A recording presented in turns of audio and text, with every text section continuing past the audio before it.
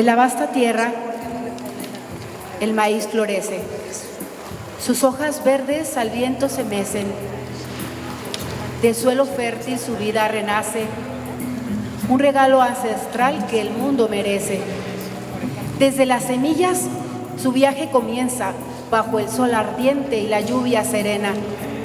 Sus tallos altivos como torres se alzan y en sus espigas doradas la promesa se carga. Maíz sagrado, fuente de vida y nutrición, alimentas a pueblos con gran devoción. En tortillas, tamales y sabrosas bebidas, tu sabor ancestral nos llena de alegría. En cada mazorca el milagro se revela. Los granos dorados son regalo de la tierra. Con maestría y amor se cosecha la esperanza y el maíz en nuestras vidas encuentra su bonanza. Así, en el campo, el maíz nos enseña la importancia de cuidar y proteger la tierra. Con gratitud y respeto, lo honramos cada día, porque el maíz, en su grandeza, es nuestra valía. En el campo dorado de amanecer radiante, baila el maíz con su danza elegante. Sus hojas firmes, fieles compañeras, acarician el viento con dulces quimeras. Brotando del suelo en un gesto divino, el maíz crece alto, orgulloso y genuino. Sus mazorcas de oro son un regalo brillante que nutren al mundo con su esencia constante. Un grano pequeño es un tesoro escondido. Es la magia del maíz que nos ha bendecido. Oh maíz querido, símbolo de vida y sustento, tu presencia en nuestra mesa es un voto de agradecimiento. En los campos dorados donde brilla el sol fuerte, el maíz nos enseña la grandeza de la tierra con gratitud en el corazón y alegría en la voz. Celebremos al maíz, tesoro preciado que está lleno de amor. Su presencia en nuestras vidas es un regalo divino, siendo fuertes de nutrición y esperanza en el camino. Que nunca se acabe tu dulce milagro, maíz sagrado, autor de este canto.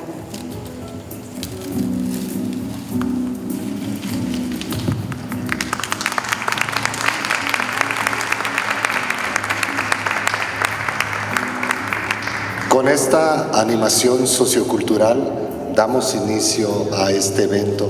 Cabe señalar que este poema es de alumnos de la Universidad de Guadalajara.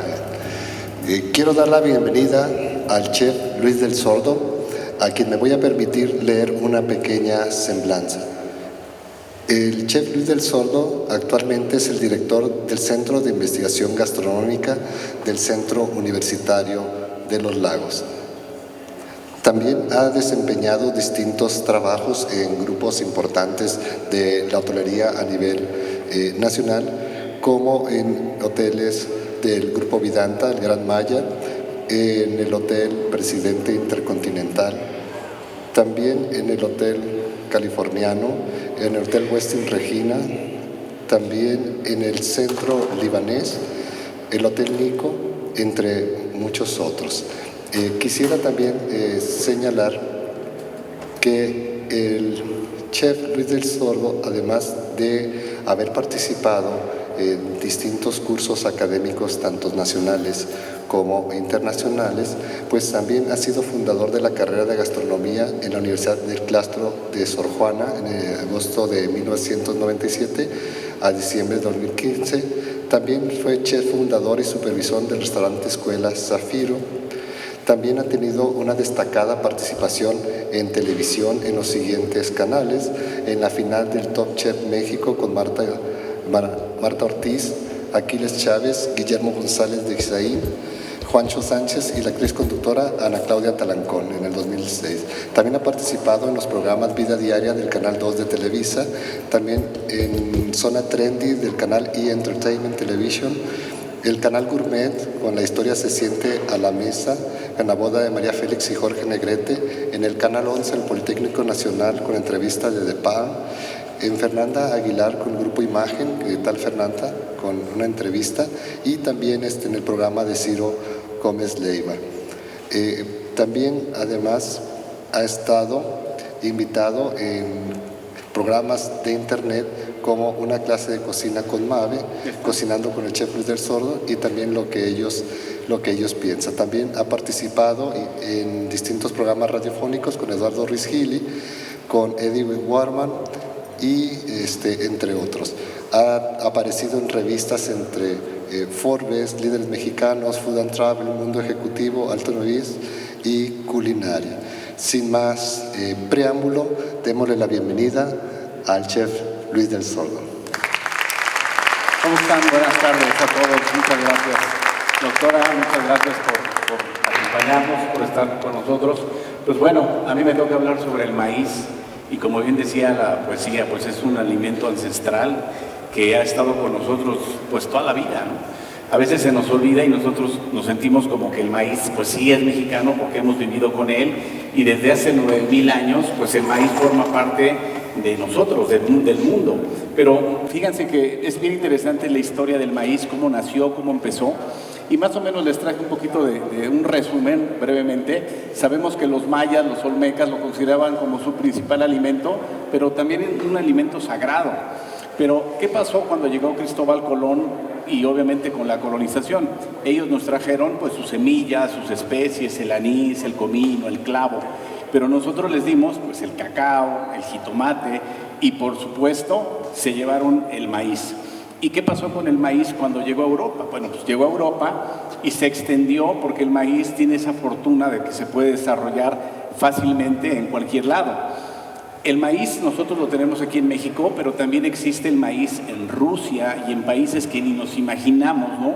Por ejemplo, les traigo más adelantito un video para que vean cómo el maíz se consume en China. Y cuando empezamos a ver la historia del maíz, dices, pues sí, el maíz es de Mesoamérica y lo tenemos pues prácticamente en nuestras tierras. Pero el maíz creció, imagínense, 9,000 años de historia, y el maíz ha caminado por el mundo, se extendió hacia África, se extendió por toda Europa, y hoy en día, ¿dónde está el maíz? Pues en México sabemos que el maíz está en nuestras mesas y hemos vivido con él. Tan es así que, bueno, pues la tortilla como elemento la comemos diario. ¿Y qué decimos de la tortilla? La doblamos, la hacemos taco de la tortilla, y nos hacemos tacos de papa, de pollo, de carne, de todas las cosas. Pero más allá de la tortilla, ¿qué pasa cuando la tortilla la partimos en 4? Pues se convierte en totopos. Y cuando la tortilla la freímos, ¿no?, y se convierte en chilaquiles.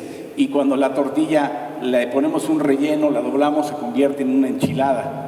Pero bueno, no nomás tenemos la tortilla, tenemos los tamales, que en todos los estados de la República Mexicana tenemos tamales, ¿no? Tenemos tamales en la costa, tamales de camarón, tamales de chipilín, tamales de pollo, de carne, de rajas, dulces, salados y demás.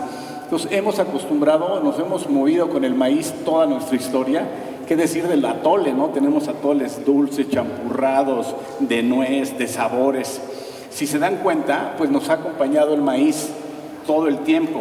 Tan es así que, bueno, pues el pozole, estamos en la tierra del pozole, ni modo que no tengamos, o sea, aquí en Jalisco, pues tenemos pozole, pero en Guerrero también tienen pozole. En Guerrero tienen el pozole verde, tenemos el pozole blanco, el pozole de pollo, el pozole de mariscos. Tenemos los esquites, y qué decir de los sopes. Bueno, los sopes los comemos en el centro del país, pero también en Veracruz, pues es una picadita tradicional. Si se dan cuenta, hemos vivido desde hace muchos años, sus papás, sus abuelos, con el maíz. Y nosotros, desde que nacimos, hemos tenido el maíz en nuestra vida. Todos los días comemos maíz. Imagínense ir al cine sin palomitas. Pues nomás no.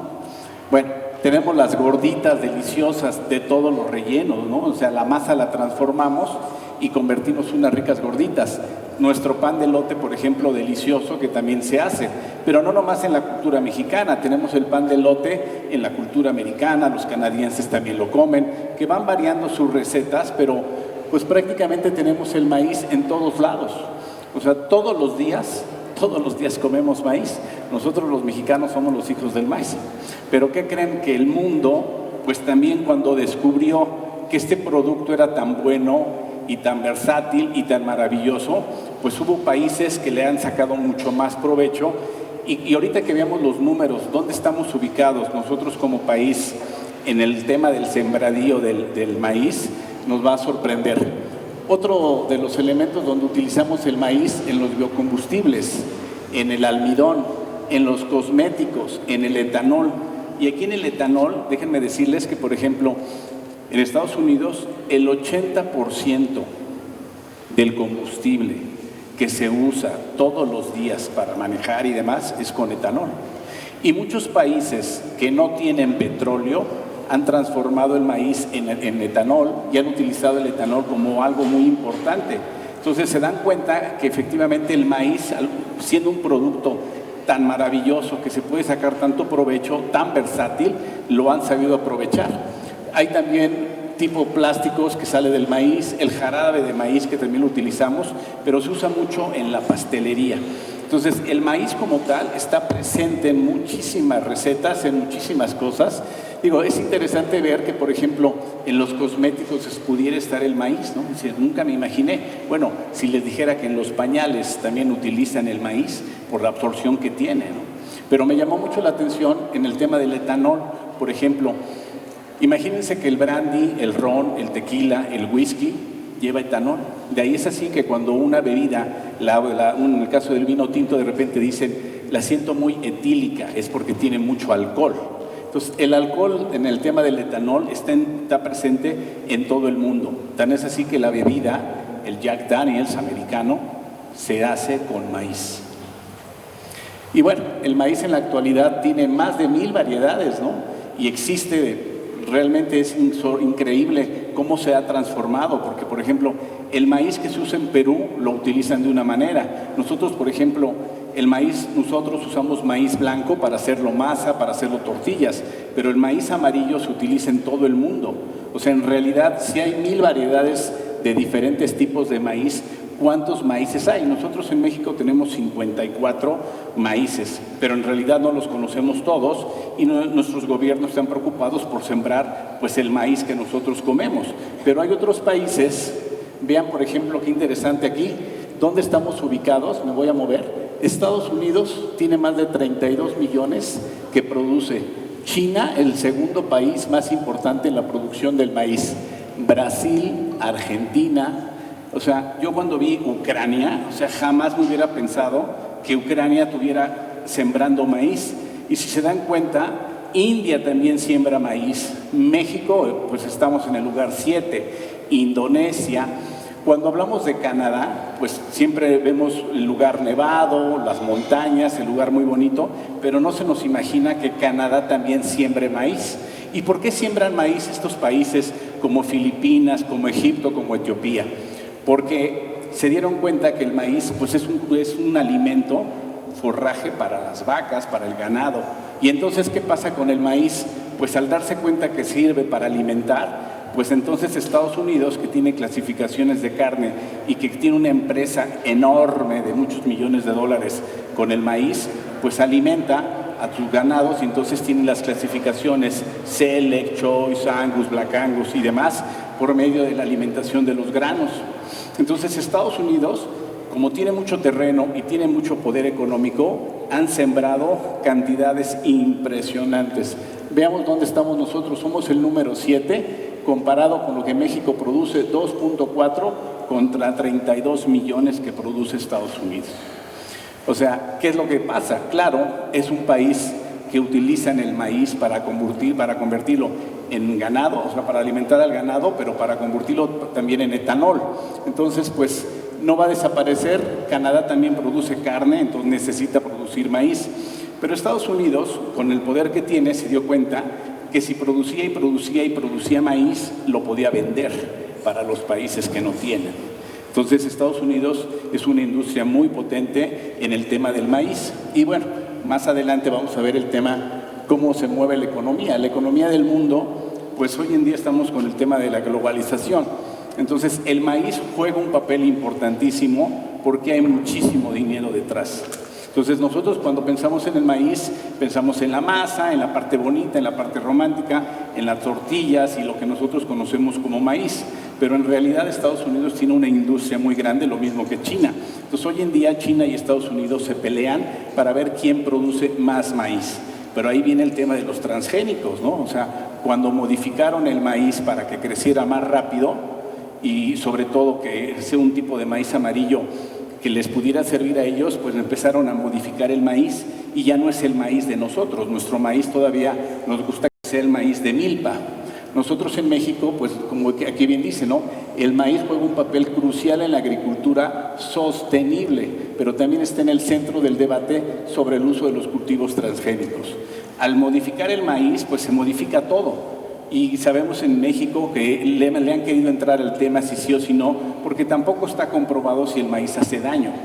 Entonces, como hay mucho dinero por medio, seguimos con el maíz, ¿no? Entonces, hoy en día, por ejemplo, grandes empresas como Maseca, no sabemos ni siquiera lo que estamos consumiendo, ¿no? La gente compra el maíz como tal, lo arregla, le pone agua y se utiliza para la alimentación. Pero hay mucho atrás con el tema. Nosotros, por ejemplo, diríamos, en México, el sistema tradicional de cultivo llamado milpa, que integra el maíz con otras plantas como frijol, calabaza, sigue siendo un ejemplo de prácticas agrícolas sostenibles. Para México, eso sería el ideal. Y bueno, para concluir en esta presentación, pues sí, efectivamente México y el mundo enfrenta muchos retos. Por ejemplo, uno de los retos principales pues es el agua. Sabemos que nos estamos quedando sin agua, pero también la preocupación que no nos vamos a quedar sin maíz. O sea, a lo mejor tenemos que pensar cómo vamos a seguir cosechando maíz por el tema del cambio climático. El cambio climático lo estamos viviendo todos los días, ¿no?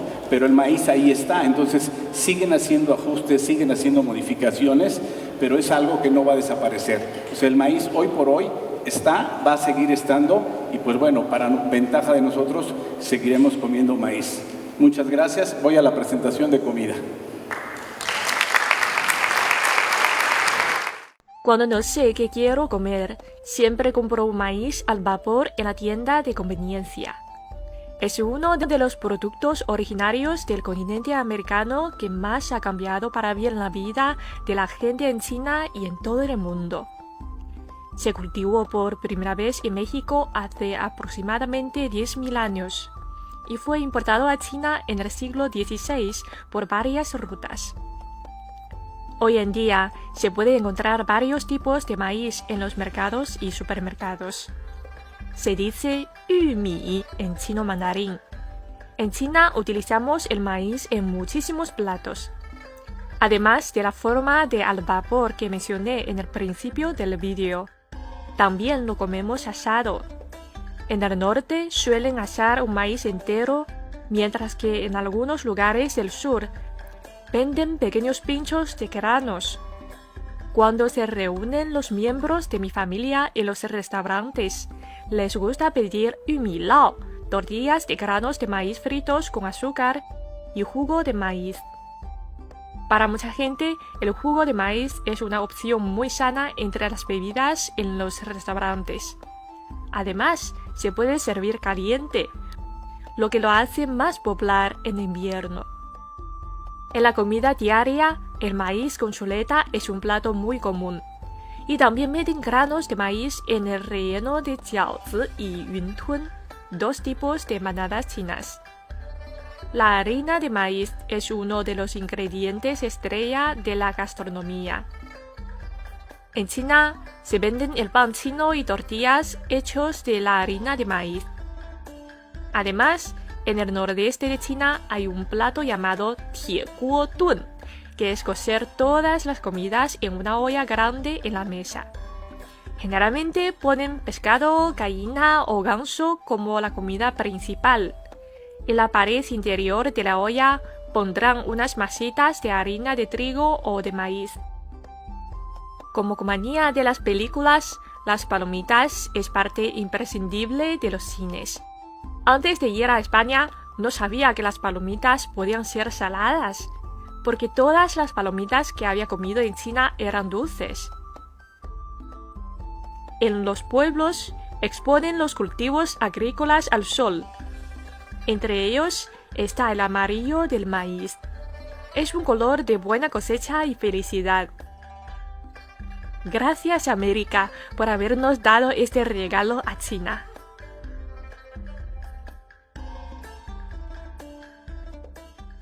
Tienen ellos el maíz desde hace muchos años y lo usan, ¿no? Y ves en la vida real cómo funciona. Entonces, me pareció interesante, un poco sorprendente decir cómo nuestro producto que llegó hace 9, 10 mil años que lo descubrieron, se popularizó por el mundo y hoy en día, pues los chinos tienen muchísimo más sembrado que nosotros. Claro, imagínense, cuando descubrió el mundo que podían alimentarse con el maíz, pues cuando hizo frío, pues ya todo estaba congelado, pero había maíz que podrían calentar, hacer caldos, hacer sopas, y no solamente eso, alimentar a sus animales, ¿no? Entonces fue algo realmente increíble que Dios, que la naturaleza nos dio, y debemos sentirnos contentos y orgullosos que salió de Mesoamérica.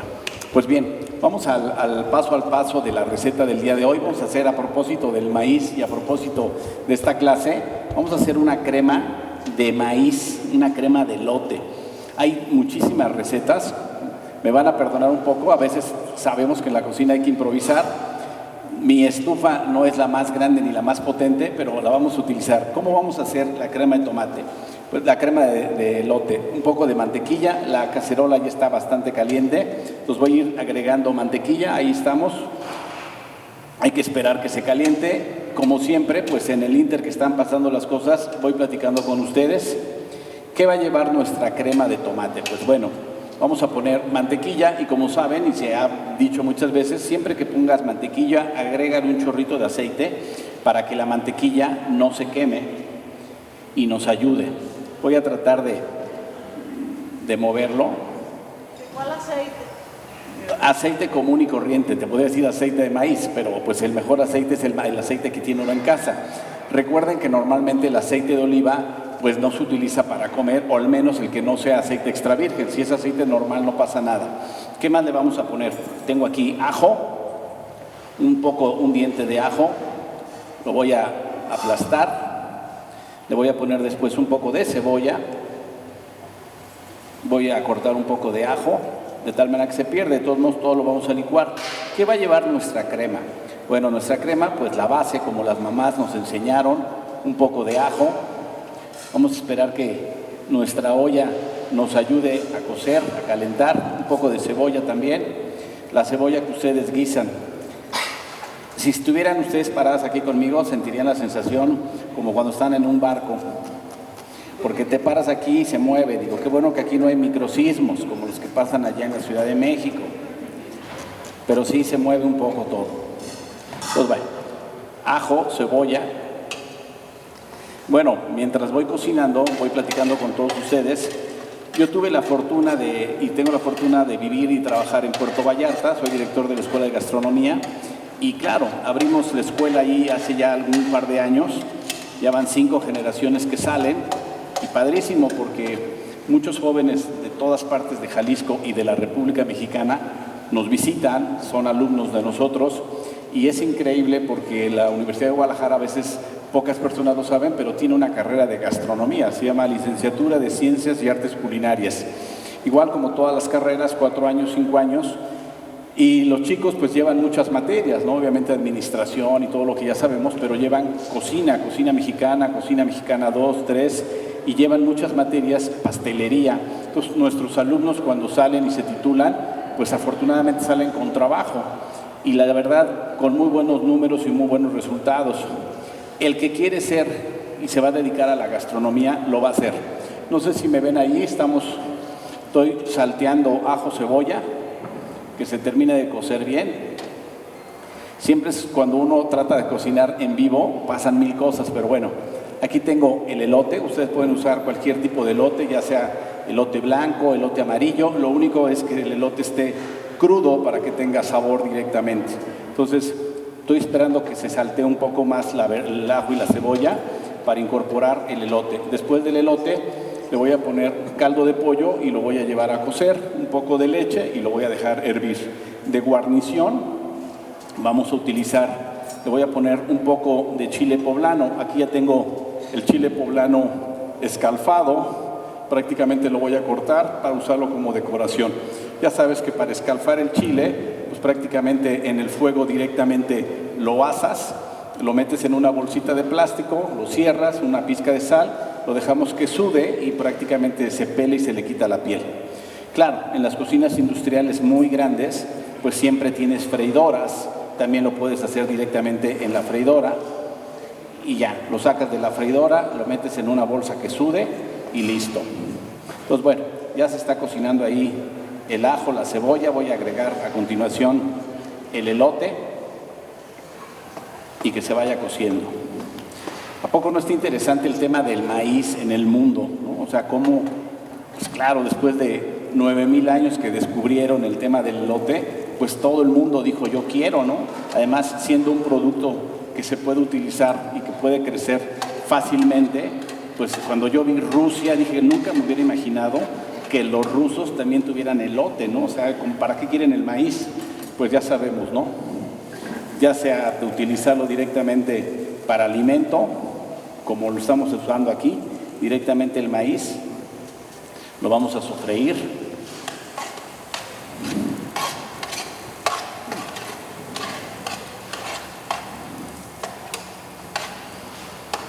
Voy a dejar unos minutos que se empiece a cocer, después le voy a agregar el caldo de pollo, la crema, y aquí tengo un poco de juliana de tortilla, prácticamente ya la tengo frita y dorada, nomás para utilizarla para decoración. Pues bueno, ya una vez que tengamos el elote que se vaya cociendo, le vamos a agregar caldo de pollo. Yo, como siempre les digo a todo el mundo, tanto mamás como alumnos, utilicen caldo de pollo de veras, no caldo de no consomé de la llave, ¿no? Porque pues, es muy práctico, de repente la gente dice, pues el consomé de la llave sale y funciona muy bien. Le estoy agregando un poco de leche para poderlo llevar a ebullición y a cocción. Necesitamos que se cueza bien el elote. Por ejemplo, esta receta yo hice un poco de pesto de poblano, no es otra cosa más que poblano licuado con un poco de aceite de oliva, le puse una pizca de cilantro para decorar y listo. Aquí ya tengo la crema, la voy a dejar que termine de cocerse y que hierva. En cuanto hierve, le voy a agregar un poco de crema. Me estoy haciéndolo un poco más a prisa para que ustedes no se cansen ni se aburran, porque obviamente pues la estufa lleva su tiempo y yo sé que es sábado y el cuerpo lo sabe. Pues bueno, esto lo vamos a llevar a ebullición, lo vamos a llevar a que se cueza. Aquí tengo unas hojitas de pasote previamente fritas, ya están listas para decorar. Ustedes en casa pueden utilizar, si quieren, el epazote, si no, simple y sencillamente la crema tal cual. Bueno, entonces esto va a hervir. Una vez que hierva, que va a tardar todavía unos 20-25 minutos, lo vamos a licuar y lo regresamos a la olla. Pero como yo estoy en vivo, pues ya tengo mi plato listo para emplatar. Entonces fíjense bien, vamos a poner, ahí me ves, sí, un poco de rajas de poblano, le podemos poner un poco de queso. Aquí tengo un poco de queso, puede ser queso fresco, puede ser queso cotija, pueden ser el queso que quieran para acompañar. Y aquí tengo ya una receta hecha, prácticamente una crema de elote, porque siempre hay que tener plan B. En una ocasión estaba cocinando y bueno, se fue la luz y ¿qué te digo? Pues nada, no podía ni licuar ni nada. Entonces pues a veces siempre, qué bueno que uno puede improvisar. No sé si me vean allá, voy a utilizar un poquito del aceite para decorar y listo. Prácticamente ya estamos acabando.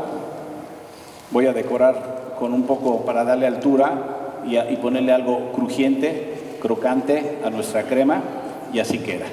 No sé si me alcancen a ver ahí con la cámara, no sé dónde lo puedas ver mejor, y queda de esta manera. Claro, a ver, ¿lo ves? ¿Lo acerco? O lo acercas, si me haces favor. Disculpa, ¿cómo sabes cuando ya está el elote? Porque necesitamos que hierva y darle 25 minutos mínimo para que se suavice, pero no ha alcanzado a hervir, entonces necesitamos que hierva para que se cueza. O sea, normalmente siempre todo lo que vayan a poner en el fuego, hay que darle su tiempo. Y siempre cuando vayan a cocinar, recuerden utilizar siempre sartén o cacerola bien caliente, así para como sella, Inclusive si fuera carne, también el sartén tiene que estar bien caliente pues para que la carne no se desjugue, no se pegue. Pues no sé si quieran hacer alguna pregunta, estoy a sus órdenes. Digo, la verdad de las cosas es que el maíz, como saben, pues es un producto padrísimo, pero qué sorpresa que se convirtió también en un tema de poder, de dinero para muchos países, ¿no? Porque al descubrir que se puede hacer con el etanol muchas cosas y que tiene muchos usos, pues ya cambió la forma original, ya no solamente es el maíz que nosotros comemos, como lo hacemos aquí en México con nuestras tortillas, nuestra masa deliciosa, nuestros tamales, sino hoy en día ya tiene muchos otros usos. Pero bueno, muchísimas gracias, doctora, estoy a sus órdenes siempre. Muchas gracias a todos por acompañarnos. Buenas tardes.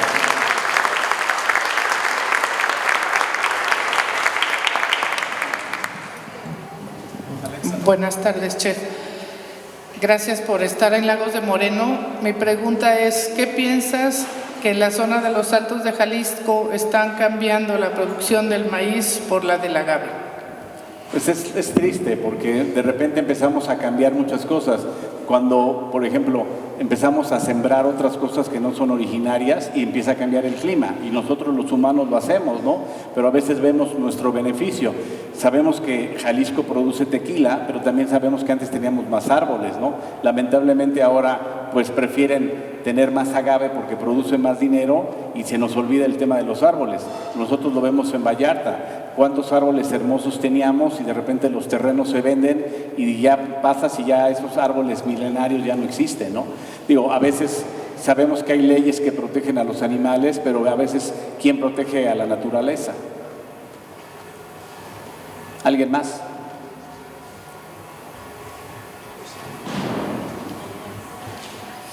Buenas tardes, felicidades, es un gusto tenerlo acá en Lagos.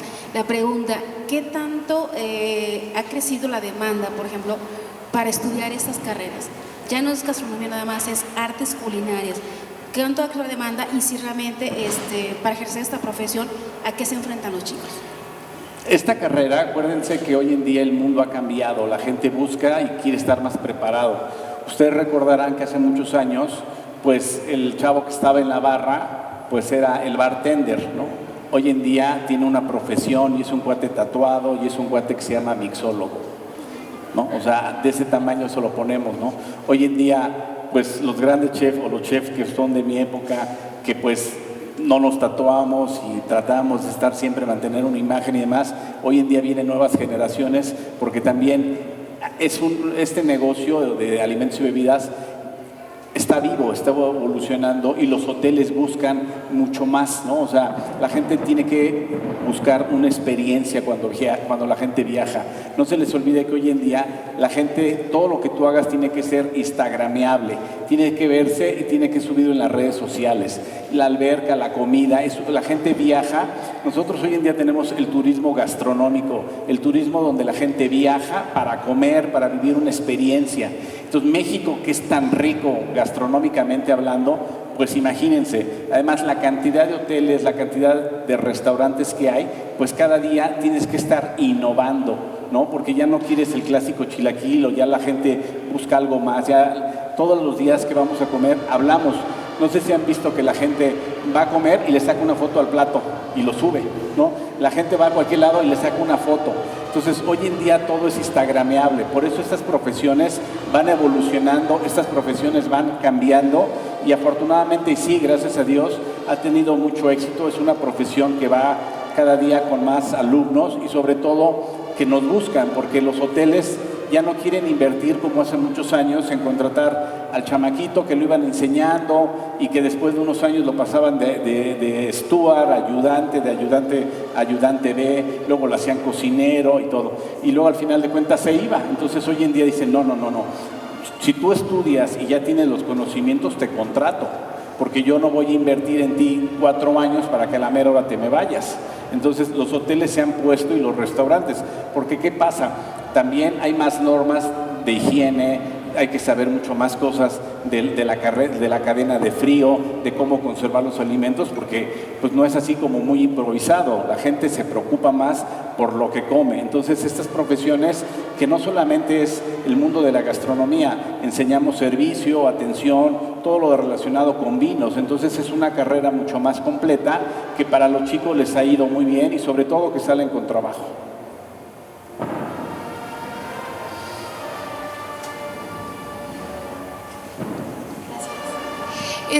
¿Cuál es el reto más grande al abrir esta carrera? Bueno, mira, yo soy músico y la verdad es que te encuentras con muchas barreras en el mundo, y al ser el arte culinario justamente arte, no sé si tenga como algo similar en esto o es ya muy diferente. Es diferente porque, por ejemplo, fíjense bien, esto es bien interesante. Si tú estudias medicina, no puedes ejercer en otro país tan fácilmente. Si tú estudias para ser abogado, no puedes irte a otro país para ser abogado. ¿Okay? Si tú estudias odontólogo, te pones una bata blanca y hasta puedes abrir ahí en el garage y acondicionas tu casa y te dicen doctor, y empiezan a llegar clientes, ¿no? Tú estudias gastronomía y el mundo es totalmente diferente. Porque, por ejemplo, imagínense, antes tú cuando estudiabas cocina empezabas desde abajo. Hoy en día ya tu experiencia del hecho de que hayas estudiado una carrera y que vengas de una licenciatura de 4 o 5 años es mucho más fácil pasar. Porque, por ejemplo, antes los cocineros no sabían Excel, no sabían PowerPoint, no sabían todo el tema de computación, no sabían redactar, no sabían hablar. Hoy en día los chicos, y la doctora Laura, pues que es maestra de nosotros, no me va a dejar mentir, los chicos cada día están más preparados y tienen más ganas de aprender. Bueno, ¿cuántos de nosotros no hemos visto programas de cocina en televisión? Lo que quieras lo ves en YouTube. Oye, quiero hacer tamales. Espérame. Ya vi cómo se hace, ¿no? Oye, quiero hacer cochinita. Antes le preguntabas a la mamá, a la abuela, oye, pásame tu receta. Hoy en día todo lo pueden ver en internet. Entonces, son carreras pues que van muy relacionadas con muchas cosas, pero algo que es importante, nosotros como maestros preparamos a los alumnos para que se dediquen a la gastronomía, pero no somos magos. O sea, el alumno tiene que poner de su parte. Es como la gente que dice, oye, yo quiero ser músico y quiero que mi hija sea concertista de piano. Pues que estudie, pero eso no te garantiza que va a ser concertista de piano. ¿Me explico? Es como los chicos que estudian gastronomía. No va a ser mágico de la noche a la mañana hacer un programa de televisión en un reality y vas a hacer tú, wow. No funciona así. Entonces es importante que ellos, por eso sus prácticas profesionales, su servicio social, pues los involucra con el mundo real. Entonces ellos están como bien situados a dónde van y empiezan de cocineros y van haciendo poco a poco subchef hasta que se hacen chef o llegan a manejar ya su propio restaurante antes de manejar un hotel, porque los chicos de las universidades llevan costos, entonces les enseñan la importancia de cuidar la materia prima, la importancia de comprar. ¿Alguien más? Sí, con mucho gusto. Hola, chef, gracias. El asunto del boom actual, que es la inteligencia artificial, ¿le ayuda, le sirve y suple a un gastrónomo? No todavía, afortunadamente, porque, por ejemplo, le puedes decir a la inteligencia artificial, ayúdame con la tarea, y sí, pero a la hora que estás en la cocina, yo le digo, aquí no necesitas tu celular ni tu computadora, papá, pásate, ¿no? Y aquí tienes que saber, no importa que vengas recomendado, aquí lo importante es lo que tú sabes. Fíjense, les voy a platicar, ¿cómo creen que contrata uno, por ejemplo, yo necesito un chef de banquetes para el hotel, por ejemplo, y me llegan 3 candidatos, y le dije, perfecto, mira, ven, aquí está la cámara de refrigeración, toma lo que quieras, te voy a dejar un chavito para que te ayude a lavar. Son las 10, vengo ahorita a las 12, necesito que me hagas un menú, lo que tú quieras, de 3 tiempos y un postre. Lo encierro y listo, dame tu celular. Cuando yo llego, quiero ver que me sorprendas. ¿Qué quieres preparar? Tú sorpréndeme lo que tú quieras hacer. Demuéstrame tus capacidades.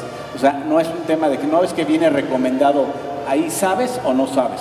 Porque si no sabes, a la primera se van a dar cuenta y el que va a sufrir es él. Entonces aquí lo importante es prepararse, ser honestos, tener valores y entrarle con ganas y con gusto, no va a haber de otra. ¿Alguien más? Sí, yo. Bueno, ahorita pensando en voz alta un poco de lo que voy a preguntar, me surge más bien la duda o la inquietud. Hace como unos 5 años yo trabajaba en una startup que precisamente era de la cuestión de hotelería, restaurantera, etcétera, etcétera, ¿no?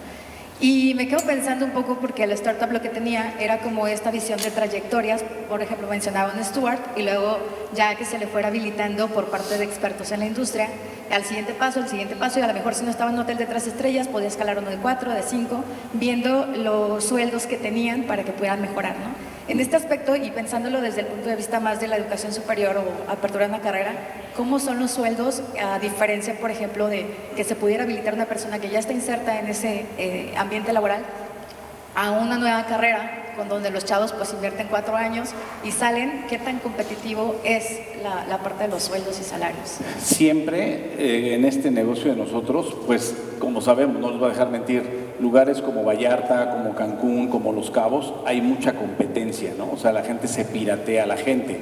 Y claro, los chavos están trabajando y claro, ¿cuánto ganas aquí tanto? Siempre hay trabajo en otro lado, por eso se cambian de trabajo. O sea, la verdad dicen, ¿cuánto ganas aquí? Pues me están dando, se sorprenderían, ¿eh? O sea, hay gente que dice, ¿cuánto ganas? 3,000 a la semana. Ok, ¿y cuánto ganas? Pues que me ofrecen allá lo doble y se van. Lógico, ¿no? Pero aparte, llegan las grandes cadenas hoteleras, piden personal y se empiezan a pirotear al personal, pero también les dan comida, uniformes y sobre todo transporte. Pero estamos viviendo un fenómeno interesante, o sea, los jóvenes, tengo que decirlo, o sea, ellos quisieran trabajar menos, ¿no? O sea, es como, pues sí trabajo, pero de lunes a viernes, sábados y domingos, pues no.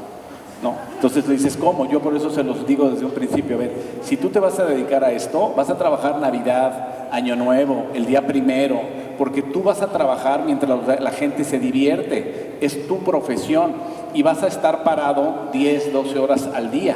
Por eso es importante ubicarlos para que no haya deserción y sobre todo cuando vayan a trabajar se den cuenta cómo es la vida real. Pero afortunadamente los hoteleros también lo están entendiendo y entonces tratan de incentivar a los chicos dándoles cosas, ¿no? O sea, es como, te voy a dar un día extra y sobre todo, pues no es como antes de que decías, entro a las 7 de la mañana y ¿a qué hora sales? ¿Quién sabe?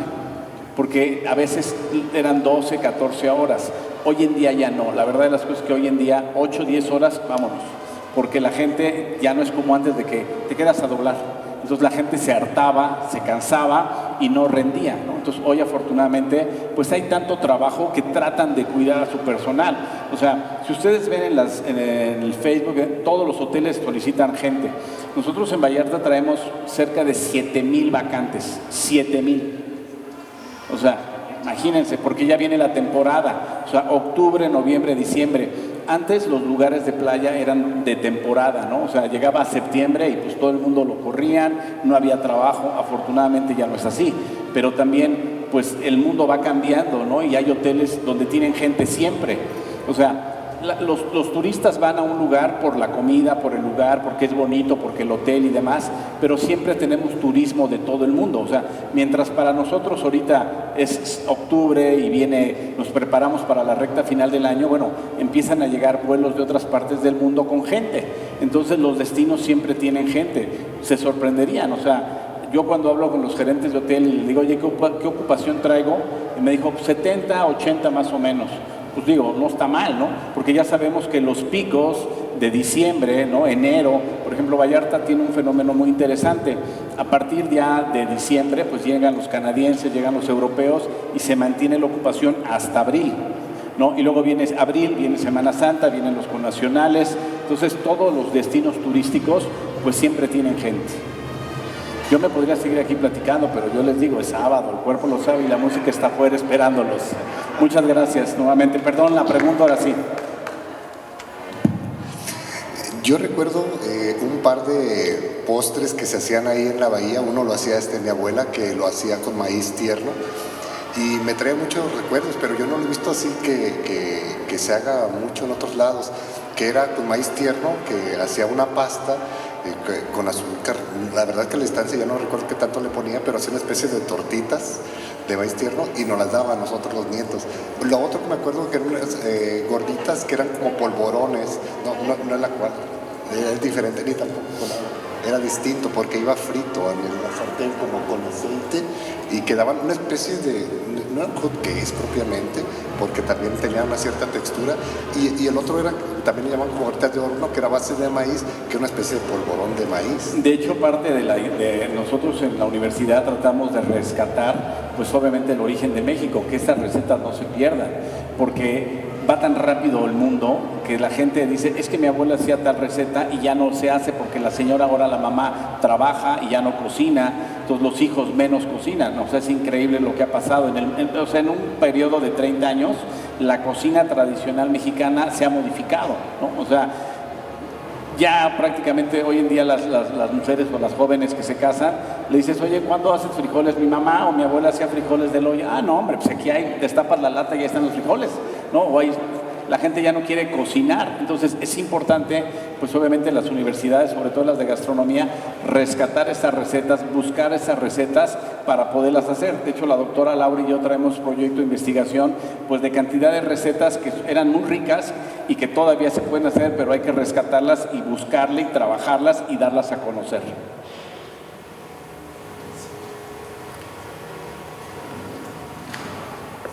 Muy bien, vamos a continuar.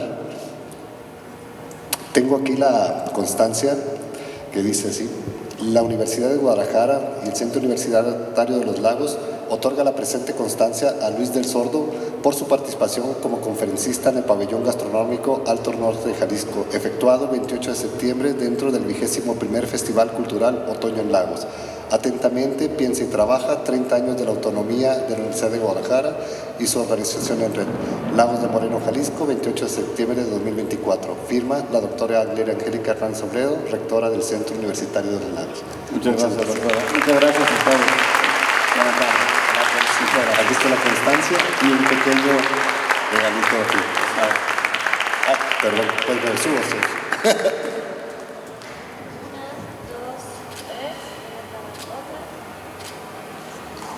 Muchas gracias a todos.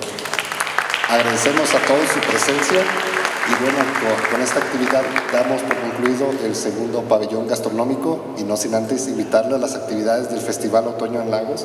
Mañana hay obra de teatro aquí en el Jardín de los Constituyentes a las 12 horas y seguramente el próximo año nos estaremos viendo en el tercer pabellón gastronómico aquí en este mismo recinto. Muchas gracias y buenas noches.